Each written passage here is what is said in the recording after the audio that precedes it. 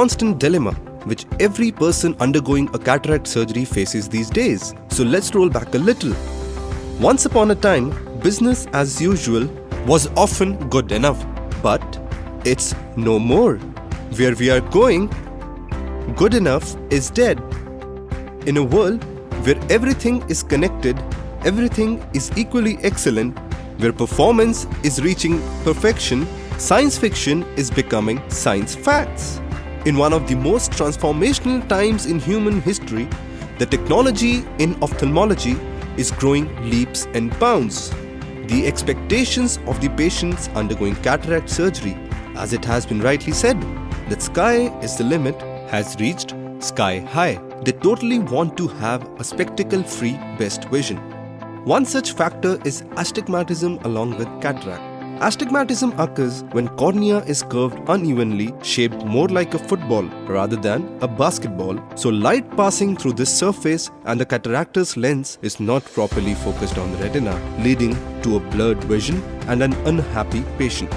According to various articles published on the prevalence of astigmatism in people undergoing cataract surgery, it states that 20 to 30% of patients who undergo cataract surgery have astigmatism of 1.25 diopters and 10% have 2 diopters or higher.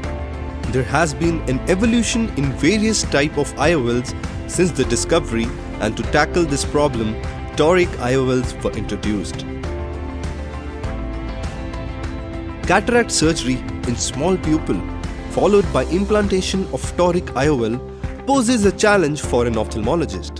Various causes of small pupil can be advanced age, pseudoexfoliation, uveitis, diabetes, and certain neurological condition. In small or mid-dilating pupils, after the implantation of toric lens, the toric marks of the IOL go under the iris and we are not able to visualize these marks, and hence placement of the IOL in its intended axis is very difficult. During this surgery, there then occurs a lot of manipulation of the iris to locate the marks, which can lead to a release of lot of pigments, increased prostaglandins release, iris handling, and wound manipulation. In such cases, it often leads to increase of the pigment release, leading to post-operative uveitis, IOP spike, cystoid macular edema, and leading to a blurred vision. Also, most importantly, it leads to increase in the intralenticular bag pressure, which leads to the rotation of the toric IOL. This led Dr. Sri Ganesh very frustrated and into constant thinking that what or how could this be simplified. But one fine day, when he was exercising in his gym, one novel idea struck him. After placing his barbell on the bench and waiting to pick it up for the next set, he saw that it had left a mark on the bench, and yes, that was the eureka moment which made him discuss about this with his colleagues and led to the novel invention of the Ganesh toric IOL marker. The Ganesh toric IOL marker has a lower end plate with 2 windows through which the toric marks can be seen and ridge underneath. It can place a mark either with the indentation or with the help of surgical ink. The holes are then aligned on toric marks and the marker is pressed upon the IOL for about 10 seconds so that it leaves a mark on the intended axis of the IOL. Then the IOL is loaded in the injector and is further injected in the eye, and these markings along with this IOL mark then are aligned with the help of a markerless system.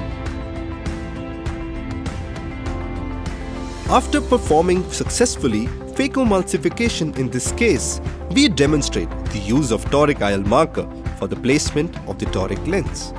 The end plate of the toric IOL marker has 2 holes and a ridge underneath, which helps in the indentation on the toric IOL. After placing the holes of the toric IOL marker on the toric lens, we indent the IOL in its intended axis for about 10 seconds. As you can clearly see, there is an indentation mark on the IOL, after which it is loaded in the injector and placed inside the eye successfully. After placing the IOL inside the eye, the indentation mark, it can be used as a guide for the placement of the IOL in its intended axis using the markerless system, and hence it makes it a very successful, useful and an easy tool for putting the toric IOLs in small pupil or mid-dilating pupils, in which otherwise the marks go underneath the iris and leads to a lot of manipulation. So, the question arises, is there any need of using these toric IOL marker in cases of small pupil? And the answer to this question is yes, my friends, because it leads to less of the iris handling, leading to less pigment release, less chances of IOP spike, and even lesser chances of cystoid macular edema, and almost nil IOL rotation, and a very much improved patient satisfaction on the first post-op day. The first post-op day on slit lamp examination showed no scratches or marks on the lens, and the ray tracing was done and we found 0-degree rotation of the toric IOL, and also the HD analyzer showed no significant scatter on the first post-op day. So, a study was conducted in Netradhama Super Speciality Eye Hospital, in which the patient who had small pupils less than 5 mm were divided into Group A, 50 patients with toric IOL marker used intraoperatively, and Group B, 50 patients where IOL marker was not used during the surgery. The IOL rotation at 1 week was seen with the slit lamp biomicroscopy and ray tracing technology, and we found that the patients in whom the toric marker was not used had significant IOL rotation as compared to the patients in whom the toric marker was used. Also, the post-op cylinder at 1 week showed significant cylinder in the patients in whom the toric marker was not used, mean cylinder being 0.85 diopters. With these results, it is proved that the patients in whom the marker was used had less of IOL rotation and less of post-op cylinder at 6 months. Hence, we conclude from the study that it's a safe, simple, reproducible technique with better outcomes.